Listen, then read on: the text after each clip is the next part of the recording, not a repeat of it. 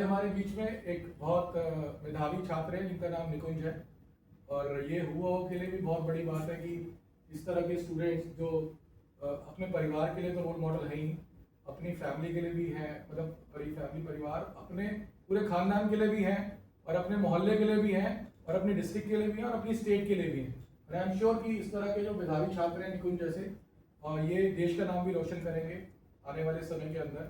और सबसे बड़ी बात यह है कि इनके बारे में बताना चाहता हूँ, मेरे से भी इनका परिचय शायद अभी 10 मिनट पहले का ही है, बट ये अपने में जो है, इन्होंने अभी 12th के बोर्ड के एग्जाम्स दिए हैं और इन्होंने जेई एंट्रेंस क्लियर किया है, और इनको द्वारिका के एक प्रेस्टिजियस इंजीनियरिंग कॉलेज में इलेक्ट्रॉनिक्स एंड कम्युनिकेशन में एडमिशन मिला, which is a really big thing, great thing. तो आपके लिए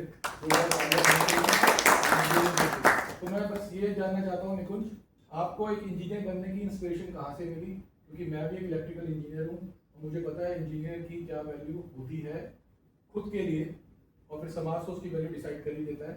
तो आपको ऐसी कौन सी प्रेरणा मिली कि आपको इंजीनियरिंग ही करनी थी? मेरे को डेवलपमेंट वगैरह में, मतलब उसका बैक एंड काम जो देखने में अच्छा लगता है। अच्छा, कोडिंग वगैरह, कोडिंग से रिलेटेड हो गया, एआई से रिलेटेड हो गया, तो मतलब उसका आउटपुट आता था ना, मतलब वो अच्छा लगता था। कुछ भी हो गया, बहुत अच्छी बात है। बट आपको इंस्पिरेशन मिली, मैं जानना चाहता हूँ, आपकी माता जी भी आपके साथ आई हैं। माता जी, आपका क्या नाम है?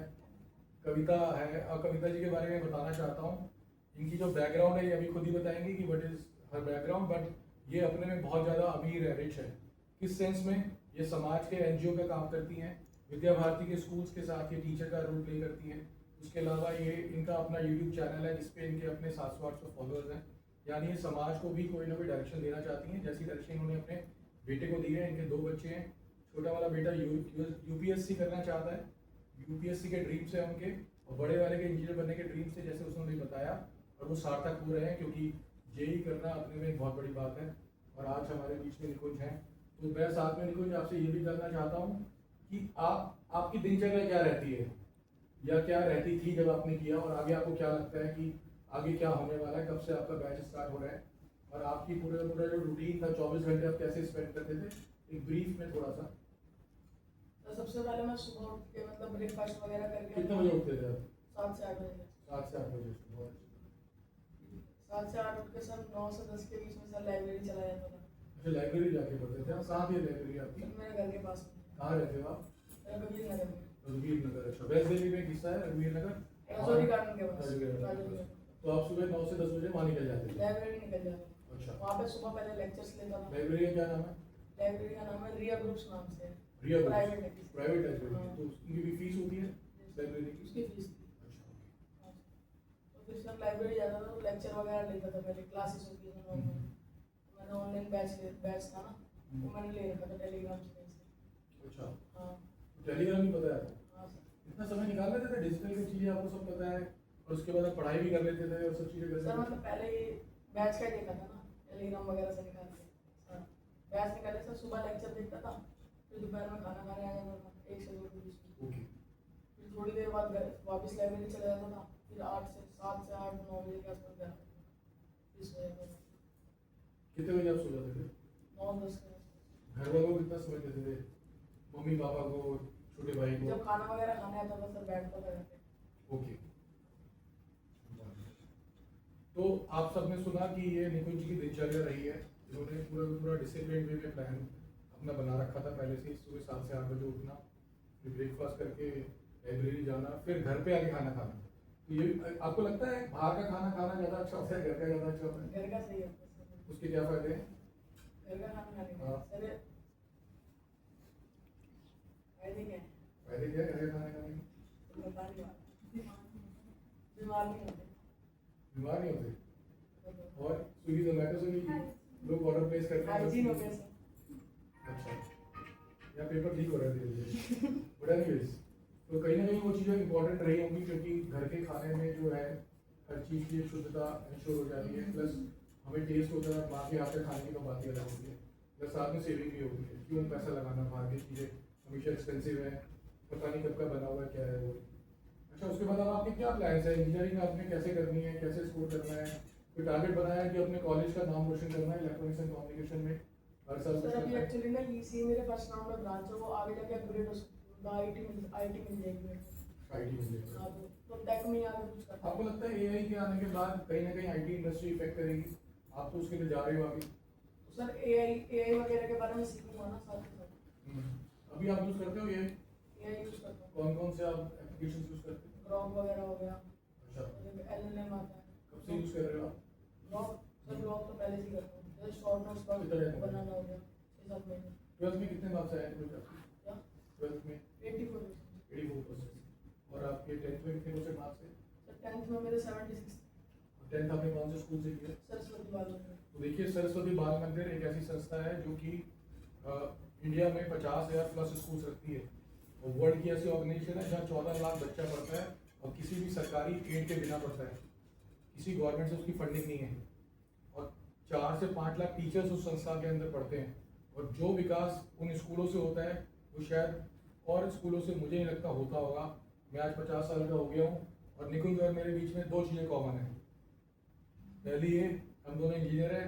दूसरा ये कि मेरा स्कूल भी सरस्वती शिशु बाल मंदिर रहा है, तो ये एक बहुत बड़ी बात है अपने में। तो आप समझ सकते हो कि वहाँ से किस तरह के प्रोडक्ट कहाँ से क्रिएट होते होंगे। तो थैंक्स टू दीज स्कूल्स जो विद्या भारती के अंदर आते हैं और मतलब इंडिया के स्तर पे इतना काम कर रहे हैं, वर्ल्ड स्तर पे भी बहुत काम कर रहे हैं और हर जगह पे इंडियंस का डंका है। जैसे बोलते हैं ना, आलू की सब्जी हर जगह हर सब्जी में फिट हो जाती है, सेम में इंडियंस हर कंट्री में, उनके बिना कुछ नहीं हिल सकता। चाहे वो आईटी इंडस्ट्री हो, चाहे वो दुबई चले जाएं तो वहाँ माइनिंग इंडस्ट्री हो, और चाहे हम यूके चले जाएं वहाँ पर ऑटोमोबाइल इंडस्ट्री हो या ड्राइवर्स या किसी भी तरह के, हम लोग मतलब बहुत ज़्यादा स्ट्रॉन्ग होते हैं। हमने इस लेटर आपको दिया एक अभी, जो कि आपने देखा। हम अपनी तरफ से जो भी रिवॉर्ड बेस्ट दे सकते हैं आप जैसे मेधावी छात्रों को, वो हमारा एक कॉन्ट्रीब्यूशन है। बट उसमें 3 रिक्वेस्ट आपसे की गई हैं। तो 3 रिक्वेस्ट कौन कौन सी हैं आप वो बताएंगे? अपने पेरेंट्स की रिस्पेक्ट करना, बिल्कुल। जिनसे एजुकेशन लिए, गुरु हो गए हमारे, टीचर्स हो गए, उनकी रिस्पेक्ट करना हो गया। और सर थर्ड वाला मैं थोड़ा भूल गया। शॉर्टकट नहीं है किसी भी चीज़ का। कि सक्सेस का कोई शॉर्टकट नहीं है। बिल्डिंग में आने का शॉर्टकट है, लिफ्ट लगा तो लिफ्ट से आएंगे, बट सक्सेस का शॉर्टकट नहीं है। तो ये 3 चीज़ें बड़ी इंपॉर्टेंट है जो हमारे अपने युवाओं की और हमारे ग्रुप की कोर वैल्यूज हैं कि पेरेंट्स का बिल्कुल ध्यान रखना है जब तक हम हैं, क्योंकि हम भी कभी पेरेंट्स बनेंगे तो हम भी उसी साइकिल से जाएंगे। Life is 360 degree. कुएं में जैसी आवाज़ दोगे आपको वापस वैसे ही आएगी। 360 डिग्री क्या, आज जिस चीज़ से भागेंगे कल को डेफिनेटली मिलेगी ही मिलेगी। तो हमें हर साइकिल को पूरा करना है, तो वो चीज़ करें जो कि हमारे साथ भी कभी हो तो हमें भी अच्छा लगे, तो वैसा हमें अपना आचरण व्यवहार रखना चाहिए। दूसरा, गुरु। माँ बाप बहुत ट्रस्ट पे अपने बच्चों को स्कूल भेजते हैं कि मैं जो चीज़ सिखा पाया वो मेरा स्कूल में मेरा बच्चा सीख जाएगा, तो गुरु का बड़ा इंपॉर्टेंट रोल है। और एक और एडवाइस ये है, ऑडियंस भी बैठी है, आप लोग भी बैठे हो, जिससे भी लाइफ में कोई भी एडवाइस दो हमेशा उसको पे करो। पे करने के बहुत तरीके हैं, पैसे के अलावा भी बहुत तरीके हैं, बट आप 100 नहीं देना चाहते, आप 10 रुपये दीजिए, but always pay. Don't take advice, don't take medicine, don't take anything for free. और हमारे स्कूलों ने सिखाया भी यही है, समर्थ, सक्षम, स्वाभिमान, किसी का फ्री का कुछ नहीं चाहिए। हम तो शायद जो लोग 35 साल से ऊपर के हैं, उनके माँ बाप ने सिखाया होगा बचपन से, सोना पाया भी बुरा और खोया भी बुरा, अगर मुझे सोना भी मिल जाए तो मैं नहीं उठाऊंगा। पर ये वैल्यूज़ क्या आजकल के बच्चों में है, तो ये होने के लिए बहुत ज़रूरी है। यानी किसी का कुछ भी नहीं चाहिए, सब कुछ अपने हक का चाहिए, और खुद बनेंगे तो दूसरे को बनाने की जिम्मेदारी भी हमारी है। यही हमारी सोच है, यही हमारा प्रण है, इसी के लिए हम वो कर रहे हैं। Thank you very much for being with us. और अब मैं हमारे जो HODs हैं उनको बुलाना चाहूँगा कि वो आके जो है निकुंज जी को उनका रिवॉर्ड दें और अपनी ड्यूटी पूरी करें।